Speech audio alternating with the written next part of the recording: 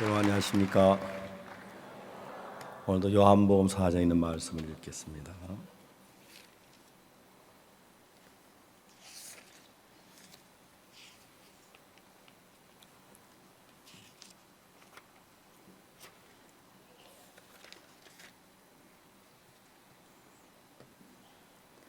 요한복음 4장 28절부터 42절 말씀까지 읽겠습니다.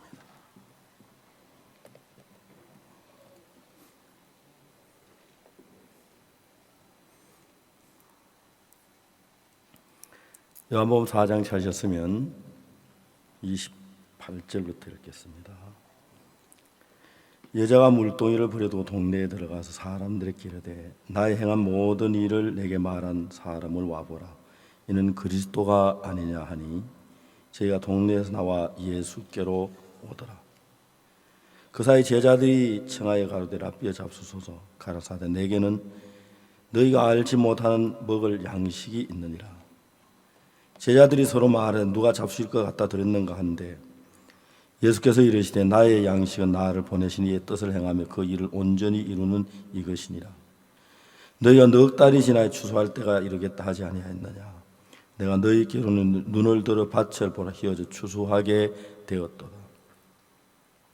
거두는 자가 이미 싹도 받고 영생에 이른 열매를 모으나니 이는 뿌린 자와 거둔 자가 함께 즐거워하게 하려 함이니라. 그런즉 한 사람이 심고 다른 한 사람이 거둔다는 말이 옳도다. 내가 너희로 노력지 아니한 것을 거두러 보내었노니 다른 사람들은 노력하였고 너희는 그 노력한 것을 참내하였느니라. 여자의 말이 그가 나의 행한 모든 일을 내게 말했다 증거하므로 그 동네 중에 많은 사마리아인이 예수를 믿는지라.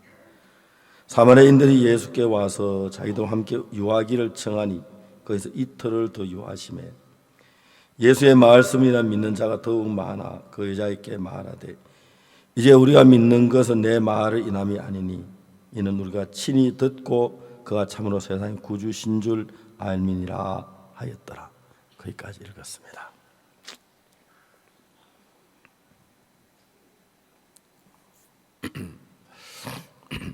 아프리카 가나에 선교사 대회분이 있었습니다. 그 선교사님이 하나님을 믿고 마음이 너무 은혜를 입어서 자기 생애를 다 하나님께 드리고 복음을 전하기 위해 아프리카로 왔습니다. 사모님은 그 남편을 따라 아프리카까지 왔는데 똑같이 아프리카에 살지만 하나님의 뜨거운 사랑 있는 남편하고 억지로 남편 때문에 따라온 아내하고는 마음이 너무 달랐습니다. 사모님은 늘 아프리카에 불평을 아이고 저 벌레 아이고 웬 벌레가 저렇게 많아. 또 수돗물은 왜 안 나와. 수돗물 안 나와 화장실 어떡하지. 정말 너무 더워. 내가 여기 왜 와 있지? 난 도저히 못해. 나 한국 가야 돼. 내가 좋은 한국 나도 여기가 미쳤어. 내가 여기 와 있게 늘 불평을 했어. 어느 날 선교 본부에서 그 선교사님 내외분을 정글 속에 있는 그 불악에 가서 한 2주 동안 복음을 전하라고 오라는 그 명령을 받았어요. 사모님은 집에서 방에 벌떡 들어 누웠어요. 내가 미쳤어. 정글에 들어가게. 난 안 갈 거야. 나 한국 갈 거야. 난 정말 도저히 여기 못 있어. 여기도 그런데 어떻게 도저히 정글에 가. 미쳤어. 하죠. 투덜하면서 하루 종일을 보냈어요. 저녁 때에 선교사님이 돌아왔습니다. 선교사님 오시면서 너무 진지하게 여보 오늘 나는 너무 감사하다. 당신이나 나나 정글에 있는 사람들의 말 잘 모르잖아. 우리보다 정글 안에 있는 사람들의 말을 더 잘하는 선교사들이 있는데 우리가 거기 가라고 택함을 받은 특별한 은혜야. 여보, 그렇지. 너무 남편이 진지하게 이야기하니까 예 하고 대답을 했어요. 남편이 너무 진지하고 너무 감사한 마음을 가지니까 막 남편 앞에 막 나 못 가 막 그런 소리가 도저히 안 나오는 거예요. 그래서 날이 다가와서 정글로 떠난 날이 되었어요. 버스를 타고 가나 아크라에서 테마에서 쿠마시 가는 데까지 버스를 타고 왔어요. 이제 거기서부터 버스가 없기 때문에 정글에 통나무를 실어 나르는 추럭이 있는데 그 기다리다가 이제 통나무를 실어다 주고 빈 차로 또 실어 정글에 들어가는 그 뒤차 추럭 뒤에 타고 한 4시간을 달려갔어요. 이제 거기서 내려서 정글에 들어가는 길은 전혀 찻길이 없고 아주 울창한 정글인데 안내한 사람이 나와서 앞에 가고 사모님이 따라오고 뒤에 이제 목사님이 따라가는 거예요. 뭐 여러분 아시다시피 정글에는 이렇게 고개를 쳐들고 못 다닙니다. 고개를 숙이고 막 이렇게 기다시피 막 나무도 있고 걸리고 하니까 막 뛰어가는데 사모님이 그냥 뭐 안 뛸 수가 없어서 막 허리를 구부려 한참 뛰어서 이제 몇 시간이 지난 뒤에 그 마을에 도착을 했어요.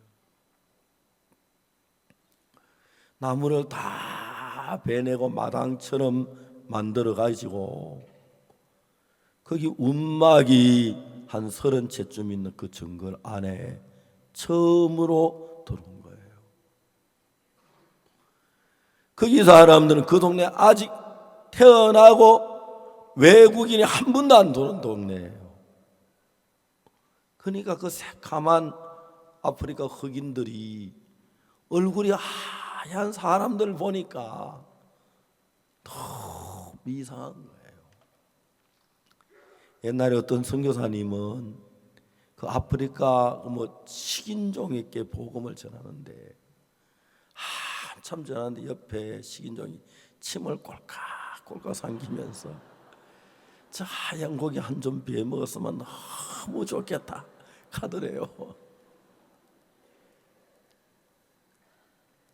그래서 이제 거기에 사람들 가운데 한 사람이 도시 테마에 왔다가 복음을 듣고 자기 마을에 와서 복음을 전해달라고 요청을 해서 이 부부가 2주 동안 거기에 있는 거예요. 정글에는 시계가 없습니다. 예배 몇 시부터 본다 그 말 전혀 안 통합니다. 그냥 사람이 2명 오면 말씀 전하고 또 서툰 이제 저 정글 언어로 다음에 3명 오면 전하고 뭐 전에도 우리처럼 앉아 얘기하는 어떤 여자는 보고 땅바닥에 들어 누워서 듣고 근데 저절 애기 먹이며 듣고 그래 이제 하루 시간이 흘러가면서 정글 사람들이 마음에 많이 열리고 복음도 깨닫고 기뻐하는 일이 있어요. 어느 날 정글에 사는 사람들이 한 여자가 달걀 2개를 들고 선교사님 이거 드시에요 하면서 달걀을 가져왔어요. 너무 고마워서 받았어요. 그러니까 이제 그때부터 사람들이 누구는 뭐 바나나도 가져오고 빠빠냐도 가져오고 코코넛도 가져오고 어떤 닭도 한 마리 잡아오고 그래서 이제 그들이 너무 즐겁게 이제 하루하루를 보냈는데 하루는 이 선교사님을 청한 그 주인 남자가 뭐라 선교사님 죄송합니다. 저는 아무것도 드릴 것이 없습니다. 우리 마당에 닭이 참 많이 있지만 이 닭은 전부 다 제 닭이 아니고 제 아내의 닭입니다. 제 아내는 시집 오기 전부터 친정이 부자라서 부자입니다. 저는 결혼해도 저는 가난합니다. 저기 빠빠냐 많이 달린 나무는 전부 다 아내 나무고, 빠빠냐 다 따먹고 없는 나무, 빈나무 저건 내 나무입니다. 저기 바나나 많이 달린 저 밭은 제 아내 밭이고, 바나나 다 따먹고 빈 밭 저게 내 밭입니다. 코코넛도 저 잔뜩 달린 저건 아내 거고, 우리 집에 있는 재단이 전부 아내 거, 제 건 거의 없습니다. 이 사모님이 생각을 했어요. 야, 아프리카 여자들 진짜 유치하다, 바보다. 빠빠냐 바나나 다 갖다 팔아도 20달러도 안 될 텐데, 그걸 가지고 뭐 니 것 내 것 챙기고 있어 그냥 아내하고 남편 같이 먹으면 얼마나 행복할까. 그게 무슨 부부가, 그런 부부가 있어. 진짜 아프리카 여자들 되게 머리 안 돌아가네. 그렇잖아, 그죠? 뭐 부부라고 살면 바나나 니 것 내 것 챙기고 무슨 그게 부부예요. 참 아프리카 그러니 못 살고 저렇지. 그 이야기를 하다가 사모님 마음에 무슨 생각이 들었냐면은, 자기는 바나나 가지고 안 그러고 빠빠냐가 안 그러지만, 자기도 우리 친정에서 가져온 것, 내가 시집 올 때 가져온 것, 와, 그거 보니까 아프리카에 그 진짜 웃긴다고 하는 여자나 전혀 다를 것이 없는 자기를 발견했어요.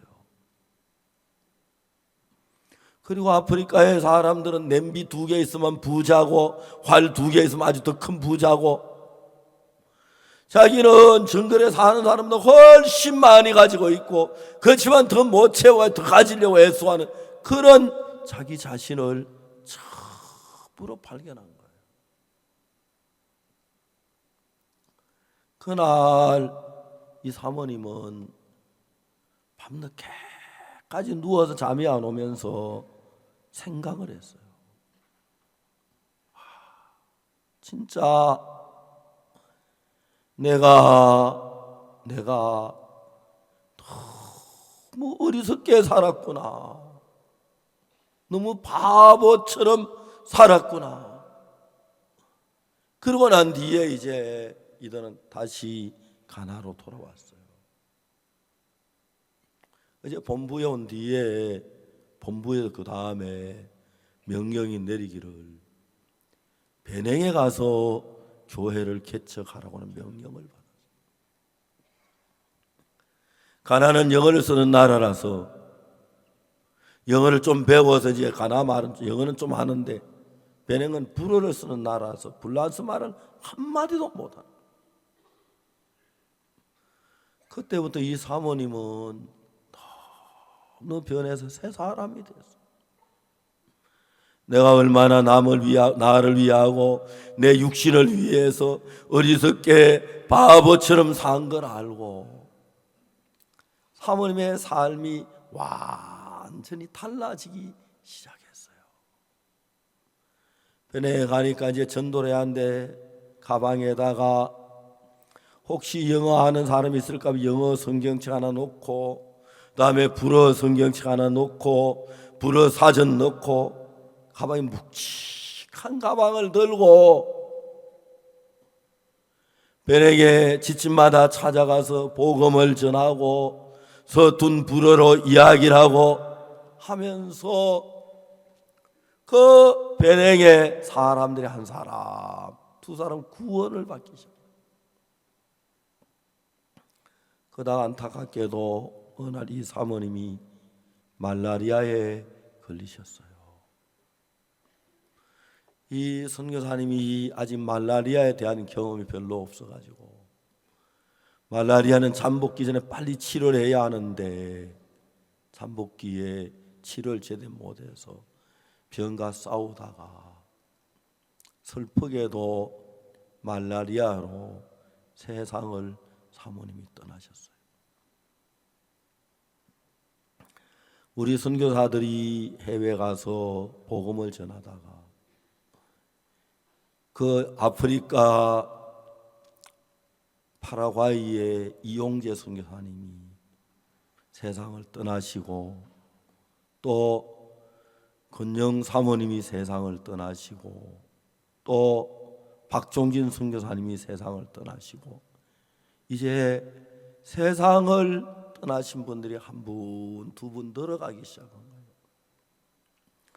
그렇지만 그들이 세상을 떠나셨지만, 그들이 정말 하늘나라 가셨지만, 그들이 뿌린 복음의 씨앗은 지금 그곳에 정말 아름답게 열매를 맺고 있는 걸 생각하면 얼마나 감사한지 말로 다 할 수 없는 거예요. 여러분, 우리는 우리 부모님에게서부터 태어날 때 이 몸을 가지고 태어납니다. 그런데 여러분, 우리 마음 안에는 아담의 후손이기 때문에 악한 마귀가 우리 마음에 늘 생각을 넣습니다. 악한 마귀는 우리 마음에 사람을 의심하게 하고, 불신하게 하고, 그 다음에 미워하게 하고, 악한 생각을 품고, 그래서 아무리 아름다운 땅에 와도 우리가 행복하게 살지 못하고, 미움이 있고, 시기가 있고, 갈등이 있고, 거짓이 있고, 죄가 있고, 교만이 있고, 방탕이 있어서 정말 하나님께 주신 이 아름다운 삶을 악으로 더럽게 불행하게 만들어가고 있는 일을 사단은 쉬지 않고 하는 것입니다.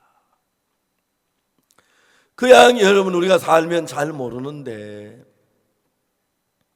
어느 날 그냥 뭐 내가 잘한 것만 생각, 잘못한 건 기억 안 하고 그러기 때문에 잘 모르다가 어느 날 내가 내 마음을 한번 보면서 자기 자신을 발견하는 사람들이 있습니다. 나는 왜 이렇게 못됐지? 나는 왜 이렇게 악해? 나는 왜 남을 이렇게 미워하는 마음이 일어나지? 나는 왜 불평만 하지? 내가 왜 도둑질을 하지? 왜 내가 딴 사람한테 엄나는 마음이 일어나지? 대부분 우리가 사는 동안에 사탄은 우리 자신을 바라볼 수 있는 기회를 주지 아니하고 욕망으로, 정욕으로 끌려서 내가 이걸 가지면 행복할 거야, 내가 이걸 빼앗으면 만족할 거야, 내가 정말 이렇게 해서 잘 살 거야, 막 그런 마음을 일으키는 거예요. 저는 이번에 그라시아스가 독일에서 국제합창 대상을 1등상을 받고 왔는데 노래가 너무 달라진 거예요. 근데 여러분, 사람들이 이제 그 합창제에서, 특히 독일의 그 합창제, 세계 이제 권위 있는 합창제인데 거기서 1등상을 받으면 전 세계 최고의 합창단을 되는 거예요. 합창단은 한 사람 한 사람을 보는 거예요. 단장이 새벽에 일찍 일어나서 세수를 하고 아침도 안 먹고 6시에 출발해서 여기를 와요. 합창단원들이 6시 반부터 오전 집회 전까지 막 찬송을 해요. 이걸 다 부르는 찬송이에요. 그런데 또 다듬고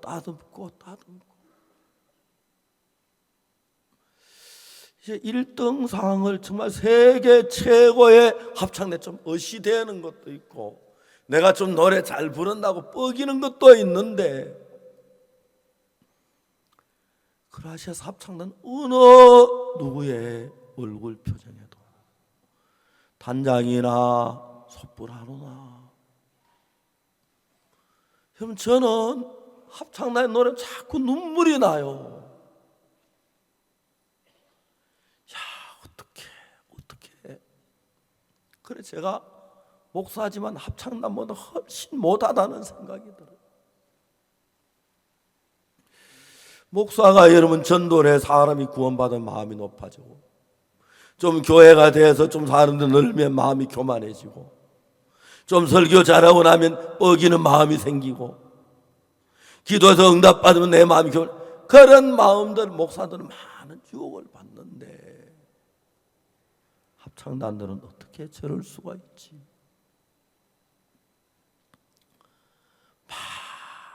여러분 우리가 그라시아스 합창단이 너무너무 행복한 거예요.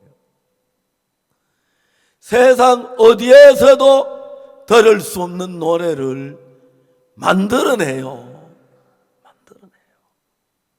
그냥 막 곡을 여러 번 다듬고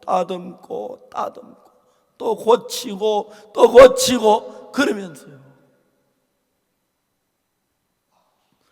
여러분 그라시아스가 저렇게 정말 위대한 합창단이 될 수 있는 것은 자기들의 마음 아닙니다.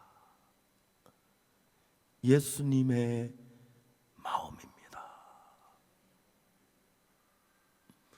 그러니까 여러분 우리가 우리의 마음을 가지고 사는 것하고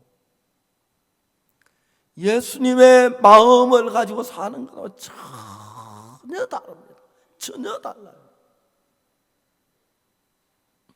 똑같이 기도를 해도, 성경을 읽어도, 하나님을 위하여 예배를 드리고 전도를 하고 헌금을 드리고 해도 내 마음에는 내가 정말 오늘 기도를 잘했어, 사람들이 은혜를 입는 것 같아, 내가 설교를 잘한 것 같아, 내가 보면 저 사람이 구원을 받았어, 그런 의시되는 마음이 내 마음속에 있지만 예수님의 마음 안에는 그런 마음이 없습니다. 그래서 여러분 똑같은 인생을 살아도, 똑같이 교회를 다녀도, 똑같이 하나님께 기도드리고 또 성경 똑같이 예수를 믿어도 예수님의 마음을 가지고 사는 사람하고 여러분 자신의 마음, 마귀가 준 그 생각을 따라 사는 사람하고 전혀 다릅니다. 사마리아 여자가 남편을 5번이나 바꾸고 방탕하고 험난하게 그냥 육신의 욕망을 따라 하고 싶은 대로 제 멋대로 살던 여자였는데 어느 날 우물가에서 예수님을 만납니다. 예수님께 사마리아 여자에게 내게 물을 좀 달라고 하십니다. 여자가 당신은 유대인으로서 어찌하여 사마리아 여자 나에게 물을 달라 하나이까? 대화가 진행됩니다. 여러분 우리가 있는 이 성경에 있는 모든 말씀은 예수님의 마음입니다. 예수님이 하시는 그 말씀 한마디 한마디가 예수님의 마음입니다. 그 여자의 길을 통해서 들려지는 예수님의 마음이 길을 통해서 들려지기만 한 게 아니라 예수님의 말씀 한마디 한마디가 그 여자 마음에 자리를 잡고 그 여자 마음에 머무르기 시작하는 것입니다. 한마디 한마디. 그 예수님의 말씀을 통해 들어간 예수님의 마음이 여자 마음 안에 있어서 그냥 여자 속에 마음 안에 있는 게 아니라 여자의 마음 속에 있어서 더럽고 추한 모든 걸 내버리고 여자의 마음 안에 예수 그리스도의 마음으로 채우는 그 일을 하고 계시죠. 성경은 완전히 그림책입니다. 그림책. 이런 얘기하면 아이 목사님 성경이 그림책이라고요? 친구양 60년 빽빽하게 글씨만 들어있는데 그게 무슨 그림책이에요? 성경은 정말 놀라운 그림책입니다. 누가복음 탕자 이야기에서 둘째 아들이 아버지 집에 어떤 먼 나라에 가서 기생들과 더불어 허랑방탕하게 삶을 사는 이야기가 나옵니다. 그러다가 이제 다 망하고 돈이 떨어지고 거지가 돼서 돼지 우리에서 돼지 먹는 쥐염염을 먹으면서 비참하게 사는 이야기가 있죠. 이 이야기는 인생의 가장 어렵고 어둡고 절망적인 모양을 그린 그림입니다. 돼지 우리에서 돼지와 같이 먹고 같이 자고 더럽고 추하고 비참한 그 모양. 이 둘째 아들이 아버지 집에 돌아옵니다. 아버지가 아들을 가서 목을 안고 입을 맞추면서 근데 아들이 말해, 아버지 내가 하늘과 아버지께 죄를 얻었사오니 지금부터는 아버지의 아들이라 일컬음을 감당치 못하겠나이다. 그렇게 말하지만 아버지는 종들에게 제일 좋은 옷을 내어다 입히라, 손에 가락지를 끼워라, 발에 신을 신기라, 살진 송아지를 끌어다 잡아라. 이제 아버지 말씀대로 종들이 와서 둘째 아들을 이발을 시키고 산풀을 하고 목욕을 하고 새 옷을 갈아입히고 손에 가락지를 끼고 좋은 옷을 입고 잔치상에 나옵니다. 아버지 친구들 자기 친구들 모여서 살진 송아를 잡아 먹고 마시고 잔치하는 그 모양은 인간의 가장 밝고 아름다운 모양을 그린 그림입니다. 누가복음에 나타난 그림책은 너무 재미있는 것이 이제 그 추하고 더럽고 절망적이고 배고파 굶어 죽을 것 같고 그런 처참담한 위치에서 어둠에서 처절한 어둠에서 밝은 빛을 향해 나가는 그 길을 누가복음은 자세히 설명하고 있어요. 그러니까 그런 성경을 읽다가 보면 전도할 줄 모르는 저도 이 이야기가 바로 어둠에서 절망에서 죄에서 고통하고 괴로워하는 사람이 예수님 앞에 복을 받고 기쁨에 가득 찬 삶을 사는 그 그림을 그린 거죠. 성경 66권은 전부 그림책입니다. 요한복음 2장에 보면은 예수님께서 갈릴리 가나 혼인 잔치집에 물로 포도주를 만든 이야기가 나옵니다. 요한복음 2장엔 두 가지 이야기가 나는데 그 뒤에 또 한 가지는 예수님께서 예루살렘 성전에 올라가셨는데 성전 안에 소와 비둘기 다음에 양을 파는 무리를 내쫓는 그 이야기가 있습니다. 이것도 두 장의 그림입니다. 갈릴리 가나 혼인 잔치집에는 가난하고 초라한 집이지만 신랑의 소리, 신부의 소리, 기쁨이 있고 즐거움이 있고 행복이 가득한 그 집입니다. 살다가 포도주가 모자랐을 때 예수님이 같이 계셔서 대신해 주시는 집. 여러분의 마음 안에 예수님이 계시면 여러분 갈릴리 가나 혼인잔치처럼 웃음이 넘치고 기쁨이 넘치고 행복이 넘치는 집입니다. 그러나 예루살렘 성전에 예수님이 올라가셨을 때 보니까 성전 안에는 소와 양과 비둘기 판 사람 가득 차 있습니다. 그것은 뭘 가르치느냐?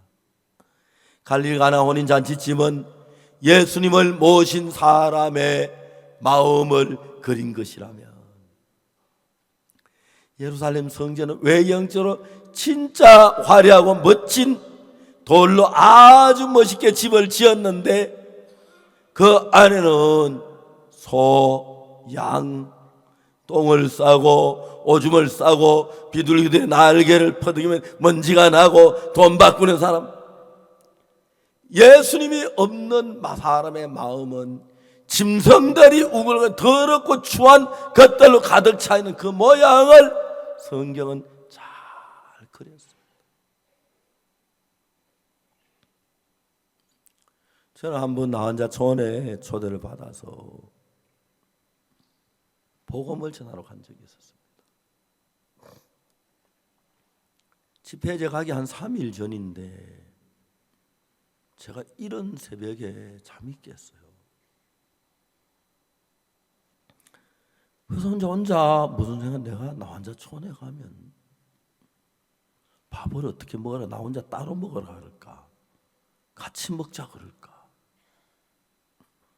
잠은 날 보고 따로 자라 그럴까, 같이 자자 그럴까,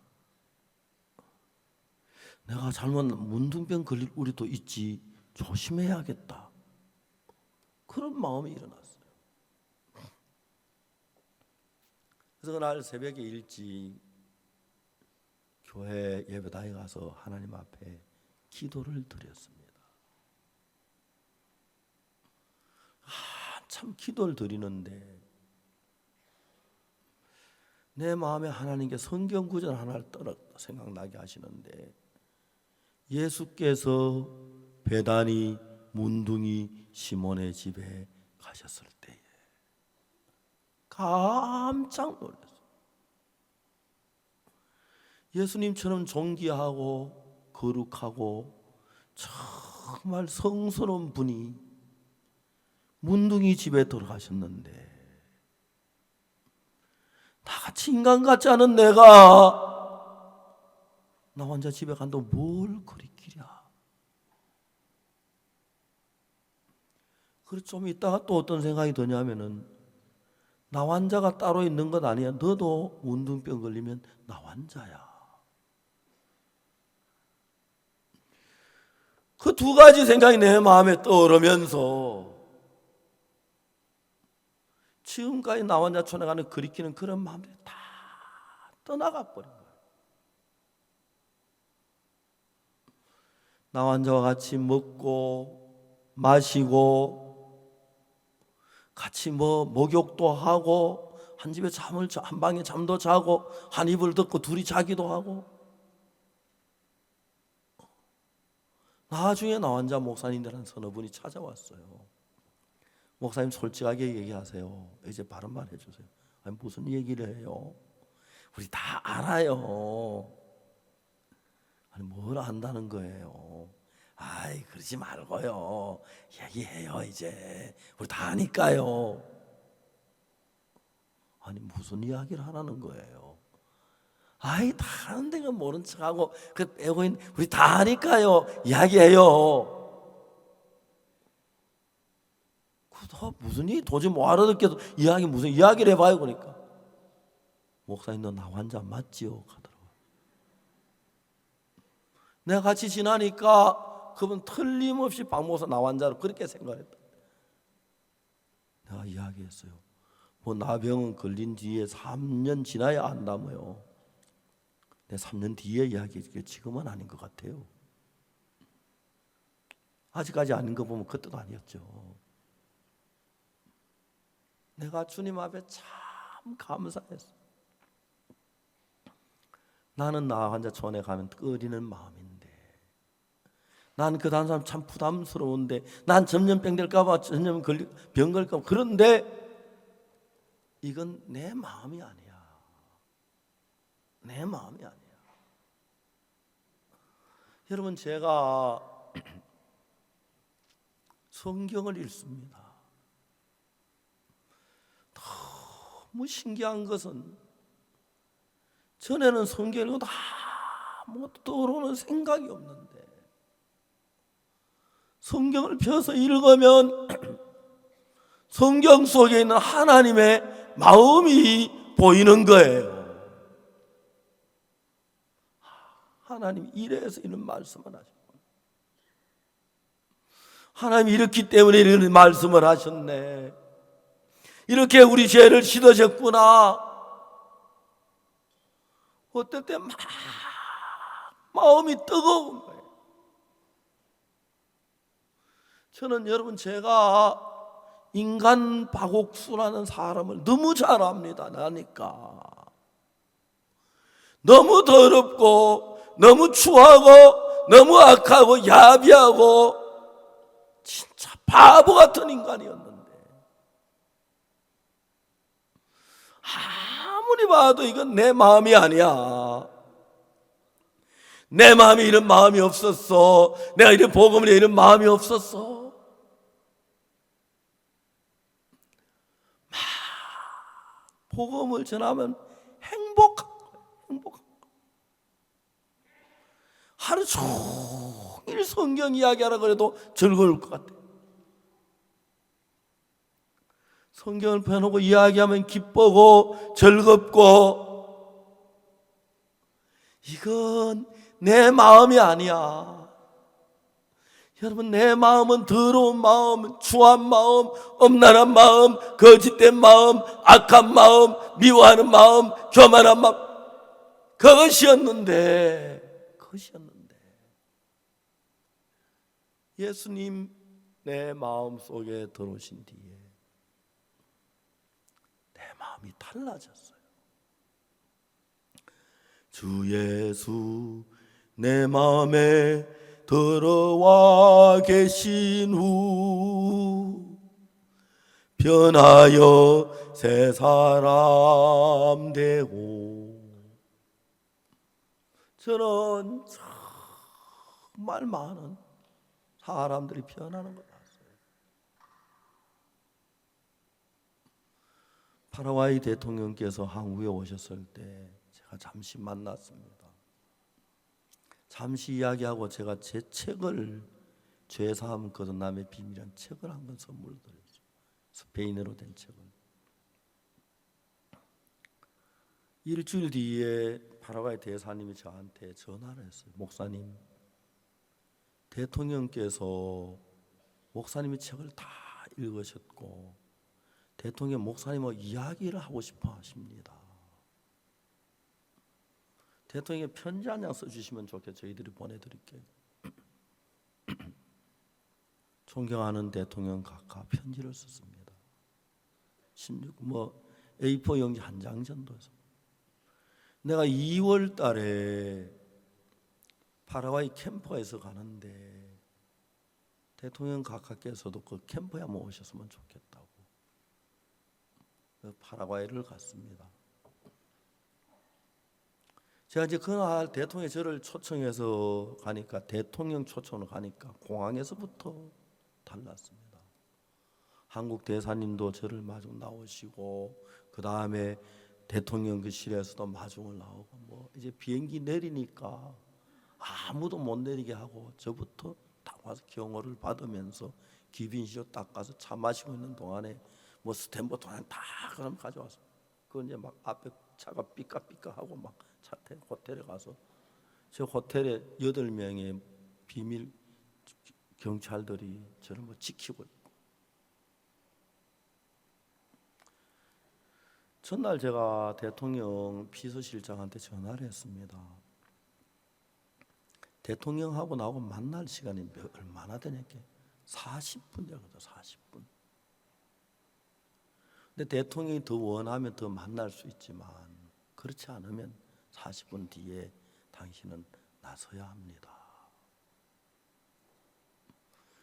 제가 40분을 쭉 이제 놓고 기도하면서 시간 계산을 했어요. 우리 합창단 같이 가니까 인사하니까 한 10여 명 되는 한 5분 잡고,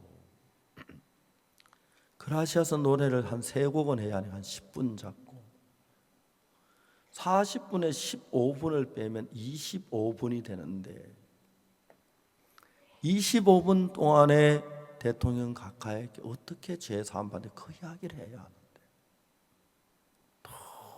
너무 시간이 짧은 거예요. 가면서 합창단들에게 이야기를 했습니다. 내가 어제 저녁에 기도를 했는데 하나님께 대통령이 어떻게 말씀을 전할까를 자세히 내 마음에 가르쳐 주시고 생각이 나게 해 주시더라고요. 합창단은 내가 오늘 대통령에게 복음을 전해야 합니다. 절대로 말하지 마세요. 시간 뺏지 마세요. 그냥 대통령이 물으면 예, 아니요 대답하고 내가 25분 남는 시간에 복음을 전해야 합니다. 그 25분 동안 너무 짧은 거예요. 근데 하나님이 어떻게 말씀하실 걸 말씀 드릴 걸 생각나게 해서 마음에 기도하는 마음으로 갔습니다. 오전 8시에 약속이 돼 들어갔는데 대통령 가까워 제가 마주 앉았습니다. 한 사람 한 사람 압수해 주시고 이제 통역하고 저하고 이제 마주 앉고 합창단 둘러 앉았습니다. 제가 이야기를 했습니다. 대통령 각하, 당신이 파라과이를 다스린 동안에 하나님께서 당신과 파라과이를 축복해 주시길 원합니다. 성경 사도행전 13장 22절에 보니까 하나님 뭐라고 말씀하시냐면 내가 이새의 아들 다윗을 만나니 내 마음에 합한 사람이라고 했습니다. 하나님께 당신을 축복하고 파라과이를 축복하시려면 당신 마음이 하나님의 마음과 합해야 합니다. 당신 마음 가지고 정치를 해서 안 되고 하나님의 마음을 가지고 정치를 해야 합니다.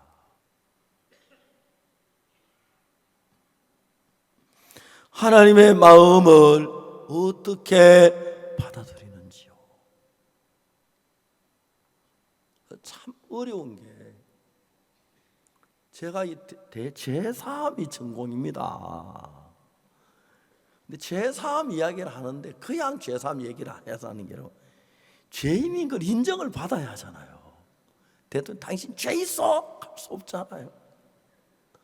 잘하면 국가 원수 모독죄에 걸리는 거예요. 근데 여러분 복음 전도자는 좋은 소리도 해야 하지만 때때로는 싫은 소리도 해야 돼요. 각하, 당신도 하나님 앞에 죄가 있지 않느냐고. 나도 죄가 있다고. 그래도 이제 각하 대통령에서 죄가 있는 걸 인정하니까요. 그 당신 죄에 대해서 하나님은 뭐라고 이야기하는지를 제가 말씀드리고 싶다고. 그 말씀을 받아들이면 하나님 마음과 당신 마음이 하나가 된다고. 다윗처럼. 그래서 사마리 여자 죄사함 받듯이 가늠한 여자 죄사함 받듯이 그 이야기를 쭉 했어요. 한참 이야기를 하는데 대통령이 죄사함을 받으시는 거예요.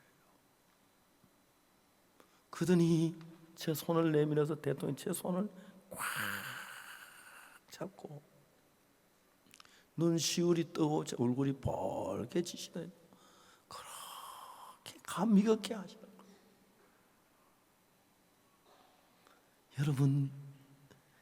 여러분들이 죄사함을 받으면요 예수님의 새 마음이 여러분 마음 안에 들어옵니다. 그러면 이전 여러분하고는 전혀 다른 여러분이 되시는 겁니다. 대통령께서 해마다 내가 갈 때마다 궁에 초대해 줬어요. 그 대통령이 저하고 아주 가깝게 갈 때마다 만납니다. 그날 대통령께서 죄 사함을 받으시고 막 우리도 기뻤습니다. 차를 타고 한 10분 가는데 비서실장이 전화를 했습니다. 오늘 저녁 아이와요 캠프에 대통령께서 참석하신다고. 우리가 와!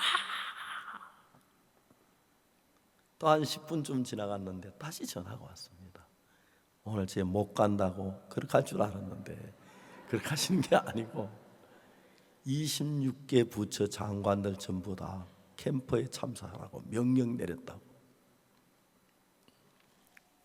그날 저녁 대통령 각하고 나란히 앉아서 옆에 앉아서 뒤에 수많은 장관들을 뒤에 두고 그라시아스의 크리스마스 칸타타를 공연을 들었습니다. 그리고 제가 메시지 전한 시간 앞에 가서 메시지 전하고 그날 저 행사가 마쳤는데 대통령께서는 합창단 일일이 악수해 주시고 너무너무 기뻐하시면서, 그리고 그 뒤에 대통령께서 암이 걸리셨는데 똑같이 거기 국회의원 한 사람 같이 그 암에 걸리셔서 가지고 브라질에 가서 치료를 했는데 대통령은 살아서 돌아오셨고 국회의원은 죽었습니다. 대통령께서 샤스 단추를 푸시더니 여기 흉터를 보이시면서 자기 이 병 수술한 자국이라고 하면서 자기 어떻게 하나님의 은혜로 사망의 엄침한 골짜기를 지난 그 이야기를 하셨습니다. 내가 이걸 어떻게 표현하면 좋을지 모르지만 여러분들 죄 사함을 받고 예수님을 마음에 모시면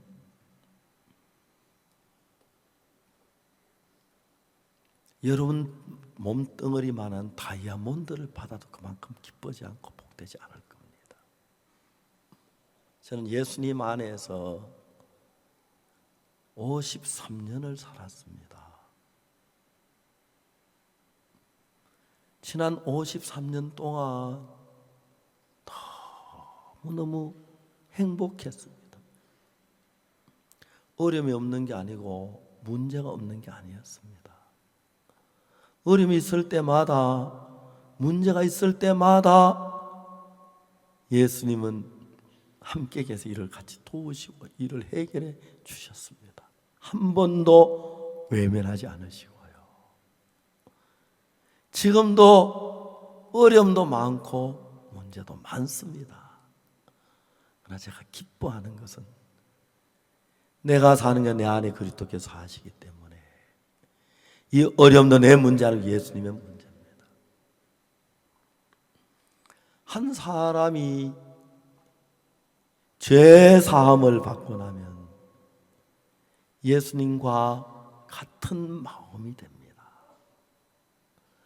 그러면 여러분이 누구든지를 불문하고 죄 사함을 받고 거듭나게 되면 여러분의 마음으로 사는 게 아니라 예수님의 마음으로 살게 되는 것입니다. 그러면 너무너무 행복하지요. 평안하고 기쁘고 감사한 삶을 살게 되는 것입니다.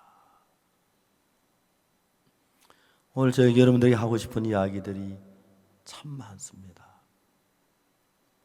똑같은 요한복음 2장이 있는데 어떤 집은 초라하지만 기쁨이 넘치고 즐거움이 넘치는 가나혼인 잔치집 같은 마음이 있고, 어떤 사람은 외형적으로 화려하고 미소로 꾸민 멋진 집이지만 그 속에는 소와 양들이 우글거리고 더러운 똥을 싸고 오줌을 싸고 냄새가 나고 그렇죠.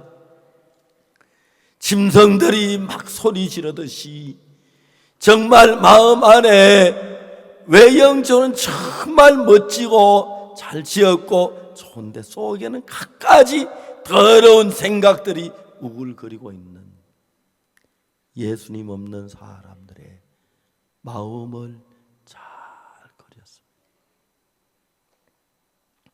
그래서 오늘 저에게는 사마리아 여자 어떻게 변했는지 오늘 이야기를 계속해서 하고 있습니다. 히브리서 9장에 있는 말씀을 한 몇 절 읽고 싶습니다. 히브리서 9장 11절 한번 찾아주시기 바랍니다.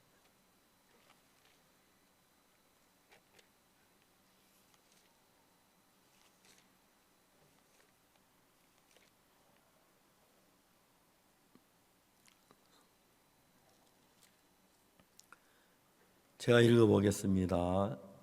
그리스도께서 장래 좋은 일에 대제사장으로 오사 손으로 짓지 아니한 곧 이 창조에 속하지 아니한 더 크고 온전한 장막으로 말미암아 염소와 송아지의 피로 아니하고 오직 자기 피로 영원한 속죄를 이루사 단번에 성소에 들어가셨느니라. 죄송합니다. 그 뒤에도 이 모니터 글씨 잘 보입니까? 다행입니다. 예, 고맙습니다.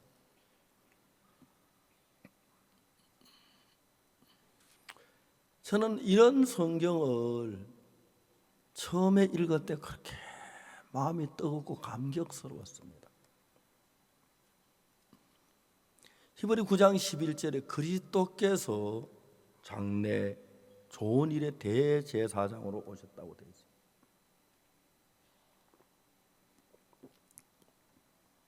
장래 좋은 일에 대제사장으로 오사 손으로 짓지 아니한 곧 이 창조에 속하지 않은 더 크고 온전한 장막이다.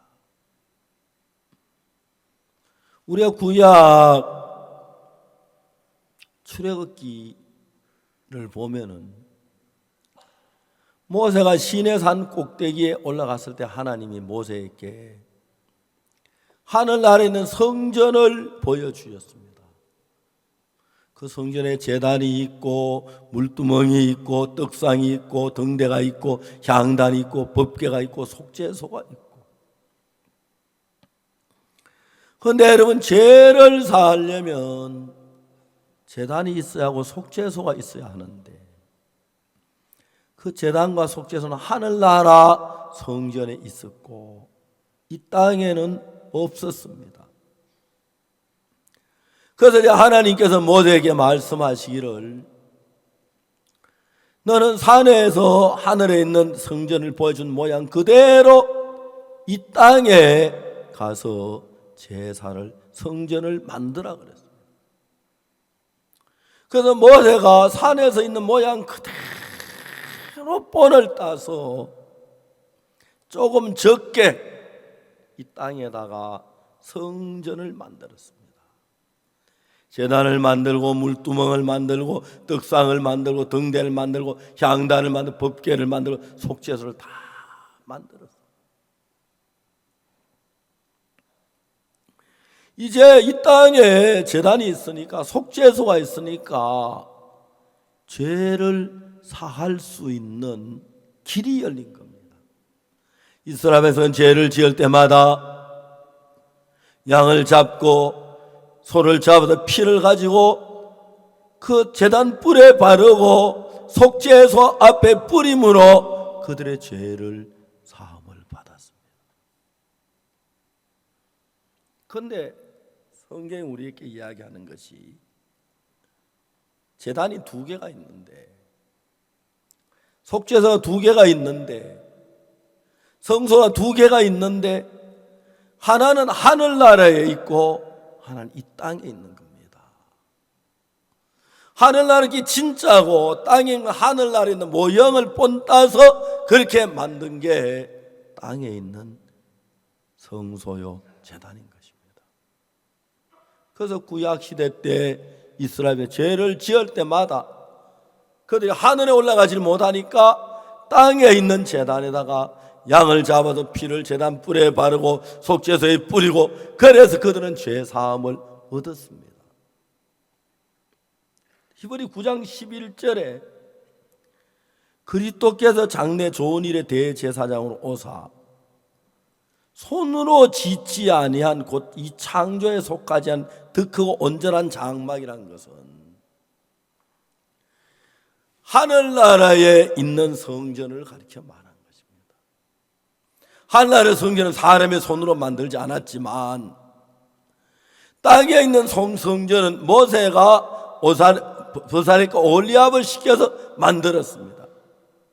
그러니까 그리스도께서 장래 좋은 일의 대제사장으로 오사 손으로 짓지 아니한 곧 이 창조에 속하지 아니한 더 크고 온전한 장막으로 말미암아 하는 이것은 하늘나라 제단에 가서 예수님은 제사를 드렸다는 것입니다. 더 온전하고 더 완벽한 하늘나라 제단에다 예수님은 제사를 드렸습니다. 자, 12절에 뭐라고 말하냐면 염소와 송아지 피로 아니하고, 이 땅에서는 제사장들이 하늘나라는 성전의 모형으로 만든 성전에다 양이나 염소나 송아지의 피를 뿌려가지고 죄를 사하는데, 예수님은 다른 제사장들처럼 염소나 송아지 피로 아니하고 오직 자기 피로, 예수님의 피로 영원한 속죄를 이루사 단번에 성소에 들어 단 한 번에 죄를 사하는, 이 세상에 있는 모든 죄를 사하는 일을 단 한 번으로 끝냈고 영원히 죄가 속죄가 됐다는 것입니다. 그래서 땅에서 제사를 드리는 이 제사는 여기는 시간계니까, 시간이 흘러가니까 현재 죄 씻었고 장차 또 지을 죄까지 씻질 못하기 때문에 앞으로 죄를 지은 또 양을 잡고 또 양을 잡고 소를 잡고 염소를 잡아 죄를 사해야 합니다. 그러나 예수님은 그 피를 가지고 손으로 짓지 아니한 곧 이 창조에 속하지 않은 더 크고 온전한 장막 하늘나라 성소에 가서 피를 뿌리신 것입니다. 하늘나라는 영원한 나라이기 때문에 거기 가서 피를 뿌리면 제사할 때 죄가 영원히 사해진다는 거죠. 그게 12절 이야기입니다. 12절에 염소와 송아지 피로 아니하고 오직 자기 피로 영원한 속죄를 이루사 단번에 성소에 들어간다.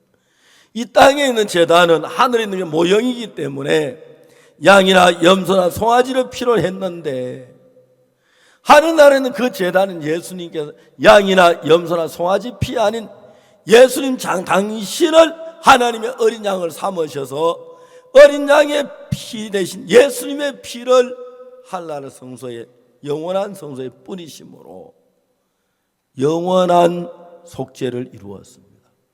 그렇기 때문에 구약시대는 영원한 속죄가 아니니까 순간만 죄를 사니까 죄를 지을 때마다 양을 잡고 양을 잡았는데 한 번, 두 번, 세 번, 10번, 1000번, 10,000번, 1,000,000번, 1억번, 100억번 쉬지 않고 양을 잡았지만 예수님은 하늘나라 성소에서 영원한 죄를 사했기 때문에 단 한 번으로 죄가 완벽하게 사해졌다고 히브리서에 기록되어 있습니다. 염소와 송아지를 피로 아니하고 오직 자기 피로 영원한 속죄를 이루어서 단 한 번에 성소에 들어가셨다. 자, 이제 우리는 죄를 사하려고 하는 게 아니고 죄를 사하시는 분은 예수님이고 우리 죄를 사해 주신 그걸 믿는 것입니다. 아, 예수님 내 죄를 죽으셨구나. 그럼 내 죄가 사해졌네. 내가 거룩하네. 나 이제 죄가 없네. 온전하게 됐네. 영원히 죄를 사네. 이걸 믿음으로 받아들인 이것을 가지고 예수를 믿는 것입니다.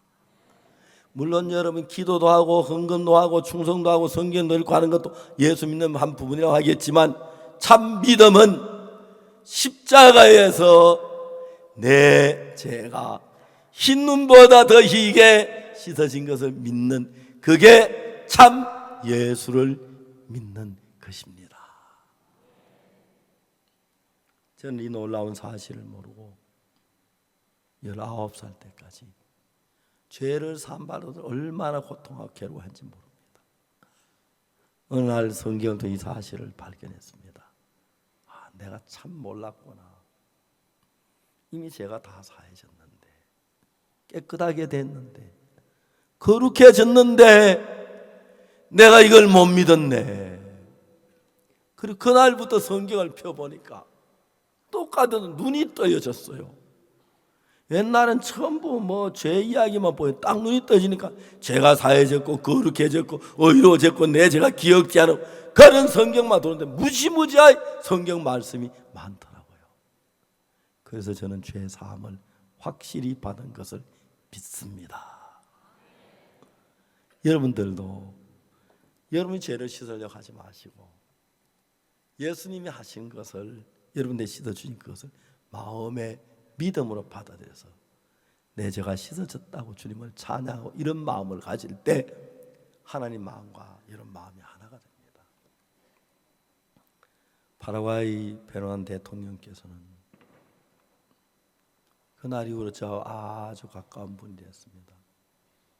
작년에도 제가 파라과이 캠프에 갔었는데 대통령이 오셔서 축사를 하셨습니다. 지금은 대통령이 아니시고 임기가 지나고 다른 분이 대통령인데 이분이 너무 감격하고 하나님 앞에 막 사는 걸 보고 너무 감사했습니다. 한희영 목사님이 저한테 며칠 전화가 왔는데 한국 월드 캠프에 그 전 대통령 루고 대통령 초대하고 싶다고 그런 전화가 왔었습니다. 그분은 그날부터 예수 그리스도와 함께 삶을 삽니다. 그분은 그날부터 당신이 사는 것이 아니라 그 안에 예수님이 사셔서 무슨 슬픈 일이든 아픈 일이든 어려운 일이든 생기면 예수님이 해결해 주시고 예수님을 바라며 기쁘게 사는데 그건 내 몸뚱어리 많은 다이아몬드 얻는 것보다 행복하고 세상에 제일 큰 부자보다 행복하고 복된 사람이 되는 것입니다. 오늘 저녁 이 말씀 믿으셔서 파라과이 대통령이 받은 똑같은 구원, 사도 바울이 받은 구원, 베드로가 받은 구원, 다윗이 받은 죄사함, 여러분이 사실 믿음으로 받으셔서 복된 삶이 되기를 바라겠습니다. 내일 오전 시간부터는 양재동에 있는 저희 강남교회에서 있습니다. 여러분 다 오셔서 또 말씀 속에 젖어서 이번 한 주간을 보내실 수 있게 되기를 바라겠습니다. 기도하겠습니다.